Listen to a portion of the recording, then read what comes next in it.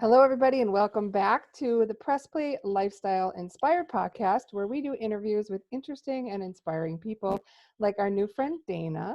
Hi, Dana. Hello, Jackie. And we help our listeners find the resources, tools, and support that they need to be their best inspired selves. So, how are you doing today, Miss Dana? Doing fantastic. Another beautiful day in Mexico. Can't go wrong. Oh, it's probably warmer there than it is here. I live in the not so sunny Midwest in Milwaukee, and Ah, it's not snowing today, so that's my big win. that is a big win. And I do love the Midwest. That's where I grew up. But yes, it is in the 80s today. Very sunny. That's a nice day. That's a very nice day. Not too hot, not too cold, a little bit just right. So, Dana, why don't you take a moment to introduce yourself to the audience and tell them a little bit about you and what you do? Okay. Well, I retired to Mexico with my husband in 2016. Before that, I had been a paralegal for 30 some years doing, estate work, personal injury, you name it. And that was a really rewarding career. At the same time, well, my husband was a pastor. And so, as a pastor's wife, that I could talk for hours about those challenges, those Yeah. challenges. But when David and I retired in 2016, we got to Mexico, and that's a whole nother story, and realized, there's a lot of people out there that probably are in the same boat as us, having to do something creative to retire earlier.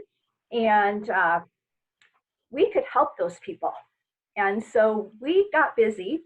We learned what it was to be an online marketer and spent a ton of money at courses and conferences and coaching to just learn this like on the fast track. And now we're able to give back. And that's what we've been doing for the last couple of years is just content, value, and loving on people. Oh, that's so nice. Well, what a great way to retire into, right? Like, it wasn't like you had to escape what you were doing. You didn't hate what you were doing every day. It just had a new opportunity to serve the community. That's beautiful. That's great. So, what do you guys like? What is your favorite program that you're working on right now? Well, my heart goes out to I've got a time management coaching program that I am super passionate about, and I think that was birthed. When you get in this business, you see all these people that have their expertise, right? And David's a strategy planner. He's been doing that and coaching pastors and staff for years, so that was an easy fit for him. But I'm like, well, what do I do? And so juggling so many things as a pastor's wife and as a mom and as a time management, people were always saying, Dana, how do you get it all done? And so that those memories started coming back to me, and I'm like, I can do this. I can help people take control of their time. We can even manufacture some time, which sounds a little crazy, and that's where I've put most of my efforts and attention over the last couple of months. So, what are some of people's like biggest time wasters that they don't realize they have? Like, because we all know we shouldn't, or I don't should on people, but we shouldn't do a lot of social media or we shouldn't blah blah blah. But what are those things that people don't always realize are time wasters in their day? Well, it's certainly the social media piece. And right now, especially too with the lockdown, I think a lot of us are scrolling. It's our way of feeling connected. But even when that crisis isn't happening, I think we can get caught up in whether it's the drama or just what people are doing. And that's one of my biggest problems as well, is just I have to set a timer when I'm going to do any social media stuff, because otherwise I get caught up in everybody's lives. And I'm a people pleaser and a fixer. So I'm always, trying to figure something out, some solution.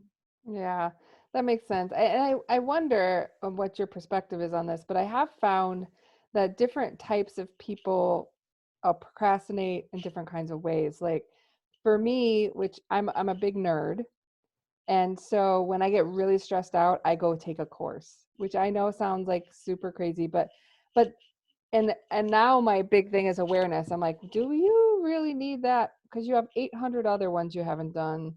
And what are you stressed out about right now that you avoid doing, right? So I think we all have different, like it's not always the Facebook scroll, but it's the equivalent of um, because I'm a big learner, of course, what am I going to do to feel good?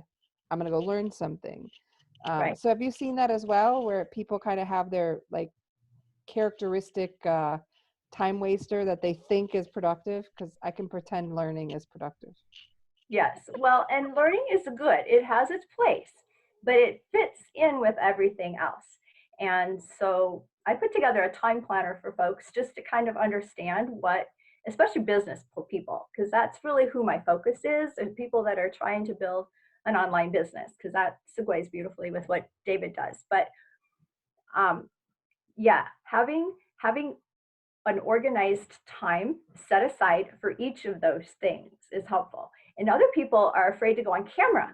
So they know they want to do a video, or they should do a live, they should be in contact with their audience, and yet they don't. And so what do? Well, they go do the laundry, or they write a letter to Aunt Mabel. They do all the things to avoid.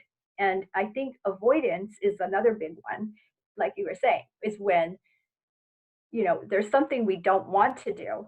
We can find all sorts of things to fill our day to avoid that one important thing. And Yeah, when you got yeah, a business, you got to do those income producing activities. And yeah, that's talking exactly. to people.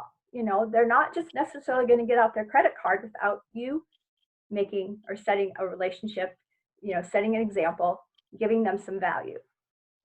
Absolutely. I think that there's a ton to that.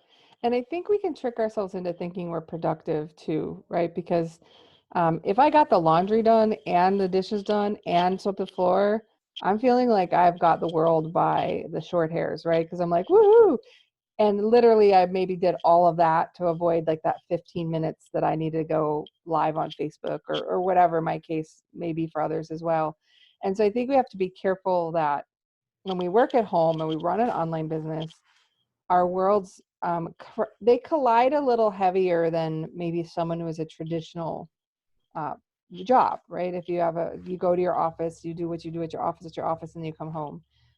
But when they blur, it's that when the lines blur, you have to carve time out differently, I think. You do. You really Yeah, do. I mean, it's a beautiful thing. I love the word integration, when you can integrate your life and your business. And so it just sort of all flows together, but you still need a plan. And a lot of times people don't realize that. And yeah.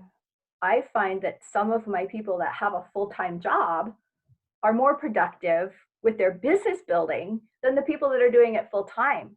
Right, because they know they only have like an hour and 15 minutes to do all the things, right? So they're not gonna like fill the day. Exactly. And that is sacred time. They know they're doing it then. And why don't we as full-time marketers do the same thing? Yeah. That's So an that's interesting thought. So as a marketer then, so you're helping with time management, you're helping with people who are like have an online business. I'm sure you help lots of types of people, but if if there was like a to-do list every day, what are like things that you have to do in your opinion and your husband's opinion every day as a marketer of any business, right? Because if you don't have sales, you don't have a business, so it doesn't matter.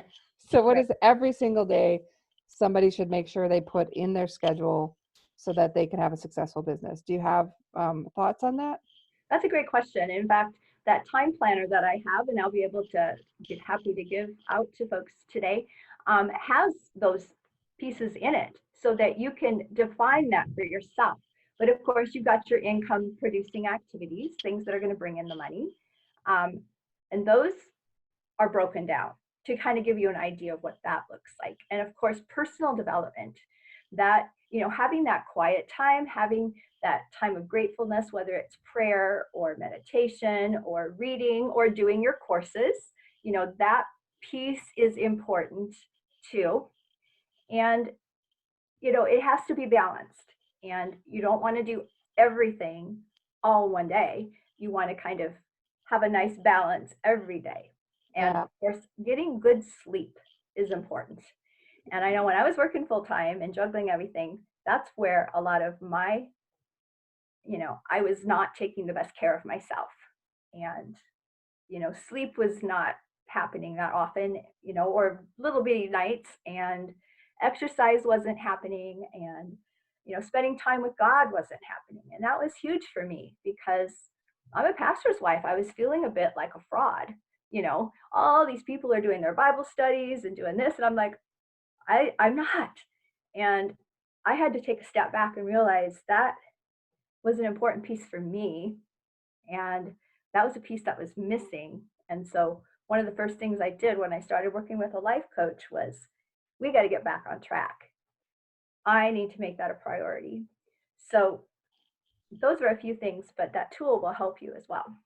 Yeah, and that makes total sense because I am in my journey as well. I, s- I- the biggest awakening for me was actually like embracing a pause because I was always going and always doing and always working, and I have 4 kids and just not a pastor's wife, but CFO's wife, so it's kind of busy too. And what I realized when I was forced to take a moment was that I was kind of the one that was lost in all of that, right? I wasn't working out. I wasn't doing my own prayers. I wasn't meditating. I wasn't walking. I was really not doing anything for me. Um, but I always thought I was because taking care of my kids is for me, ish, right? Not really. And it was the same kind of thing. It was like, okay, now I have a moment. What am I not doing? And I think I'm more productive now that I sleep, that I walk, that I'm doing things for just physical and mental well-being. Our brain needs a break too, right? To just kind of reset. It absolutely does. And when you can start caring for yourself, then you become better and you present better. And I'm always trying to be the best me I can be. Yeah. In my daily affirmations, that's one of the things I tell myself in the mirror. Yeah. So be the best you and not necessarily the best. I think that's part of it though for me. I mean, a lot of people say it's a midlife crisis, but for me it was actually more like a midlife awakening where realizing I wanted to actually live in my life too. Um, and I think that we all have to figure out how, like the thing you always cut out is you, right? Like That is that's, right. you've cut out your sleep. You didn't, take something away from your family. Right. So what are some great tips or good, bad, and different? That's an interesting way to do that. Yeah, I was moving so everyone who's not on who's on audio, I was trying to move the volume button on and it showed my work calendar, which is cool. So That's so I very cool. schedule everything. Yes, very appropriate because that will help. Yeah. So luckily that's the thing that was showing back there. So what are some good tips, which is where I was kind of going with, and maybe the answer's, serendipitous, but for integration, because I love that word that you used. One of the things I talk about in my private practice stuff is um, I say work-life balance because that's the search engine optimization word, but I don't believe in balance. I think it's more of an integration. Some days, work takes all of the time. Some days life might take all the time. Some days neither of those happen and you're just spending the day at, a funeral or something like that. So what are some ways that people can try to integrate more fully their lives, right? From not just having work and life as these separate things, but that mashup that works well for people. Well, I came up with a kind of an acronym, Mhm. and it's four. The word plan. That's kind of the answer, the That's your thing, yeah, for overarching sure. answer. But plan, and the P would stand for priority. And when you're planning events, activities, work, whatever it is, on your calendar, that's key. You want to plan, you want to use a calendar because sometimes seeing the time you have available in a day is helpful. Yeah. but you should prioritize them. And I've often said, if you've got an overwhelming task list, like many of us do, pick the top five. What are those top five things that you need to get done? And it could be, getting the laundry done. It could be recording a live, but you know what's important in your life at that time. So P is plan, or the P in plan is prioritize. The L then would be leisure. And you always want to include a time of rest in each day, of leisure, of fun. Is that walking around the block? Is that reading a chapter out of the Bible? Is that a date night? What is that? But something fun, something different, and that should be every day as well. The A in plan would be achievement. That's something that you're working toward. Um, Learning and growing every day is important. And it doesn't matter how old we are. We should always be looking for some new nugget. And that can be helpful in business too, because anything you learn, you can pass on and are all of a sudden this problem solver, this expert, this, Yeah. hero. So continue to learn, continue to grow. Maybe that's taking a class, at a local community, or now online, whatever works best for you. And then the N, that one I struggled with. What do I say here? But it's neatly organized. And I don't know, chaos can be fine. Some people thrive in chaos, but I'm not necessarily okay with chaos all the time. So to organize your time, and what does that look like? Using, your calendar, using a daily mode of operation. I've got a DMO that I follow every day, and I've even given myself points. You know, it's some incentive. Whatever it means for you to organize so that you'll do it. Yeah. And so that's the P.L.A.N formula, kind of in a nutshell for Yeah. your daily schedule. Yeah, I love that. I think I'm totally on board with the neatly organized. I actually spent 20 years in healthcare IT as a product and project manager. My master's degree is in project management. And so I'm an organizer and I like things neat. And somehow I married like the absolute opposite human being of me. And he's a pile person, and there are actually people like this I hear, where he's like, but if I don't see it, it doesn't exist. And I'm like, but it's everywhere. How do you see it? So I'm in the neat camp as well. I like things at least findable or in some sort of organizational strategy, because I don't want to spend time looking for the supplies or the input I need to do the work that I want to sit down and do. I just want to do it, right? I just want to get down and do it. So I've I see that as an opportunity. Now, what would you say to someone like my husband though, who is like the pile guy, and that's how he organizes his work? Well, sometimes you have to look at what works, and if that's what's working, um, you can maybe try to give them a different option to try, if you feel with their personality that it's going to be effective. But sometimes if piles work. But if piles are making your wife crazy, maybe we should think of something else to try. Yeah, we've been married 20 years, so I think the piles are staying. Yeah, It does make me crazy, but I still think that they might be staying. Uh, hide the piles then, yeah, or yeah. disguise the Yeah, I was piles. like, can we have like a pile room where you just put all your piles in that special? Yeah, that didn't work either because then I had to clean that room eventually. But that's funny. So I do like the great response, right? The response being, you've got to neatly means what it means to you, and organize means what it means to you, and you have to find out how that can help. um I wonder if there's some like specialty area in planning for like people who are married couples running a business, because there are like definitely the different personalities. Like you coupled up not because you were exactly the same, hopefully, right? You complement one another, and so there's some integration in that too, right? finding what two people complement one another. Like you said, your husband very into the strategy, does a lot of that, and you're kind of tactical. You're like, okay, but now we have to plan that strategy. We have to execute on it. We have to get things done. Have you found anything that worked really well for like you and your husband working together, and that might help others who are sort of trying to integrate work life and their relationship because they're business partners, their life partner?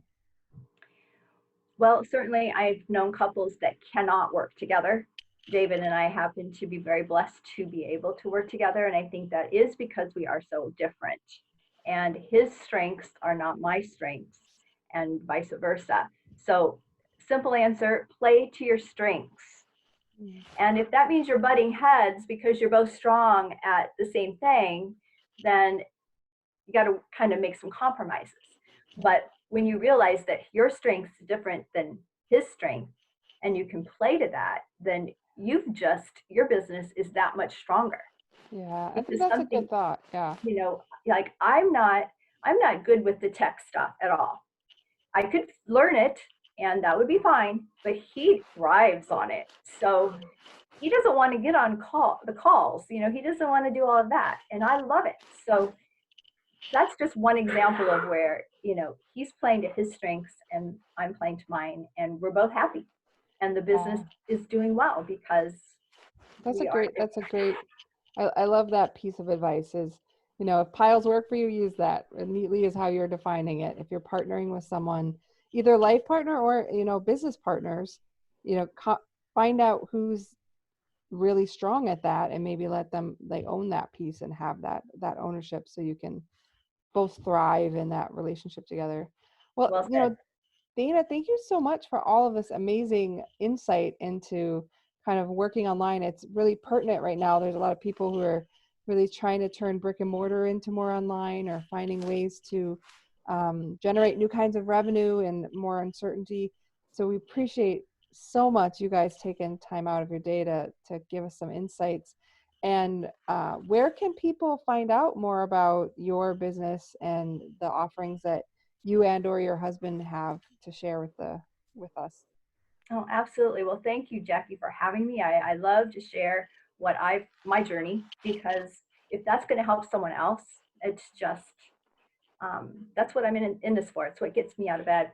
But we're on social media, and we've got a website, davidndana.com. So David, the letter N, Dana.com. And that time planner I was talking about, you can get access to, is davidndana.com/time. Awesome. Yeah, we'll So make sure to put that in the show notes so that everybody that's interested in managing their time a little more effectively can find that on your website. yeah, And I and know that will you're on give them a, Facebook too, right? You're on Facebook and all yep, kinds of everywhere. You LinkedIn. guys are everywhere. Yep, yep. That's one of those things that we want to have people find us. And with that time planner, there is a 30-minute free consultation with me too. We can kind of dive into some of your time issues. So be sure you're looking for that. Wonderful. Well, thanks again, Dana, for your time. I look forward to staying in touch as you and your husband unveil some wonderful programs that help people that are trying to do their online businesses. So I hope you have a great day. Thanks. You do the same.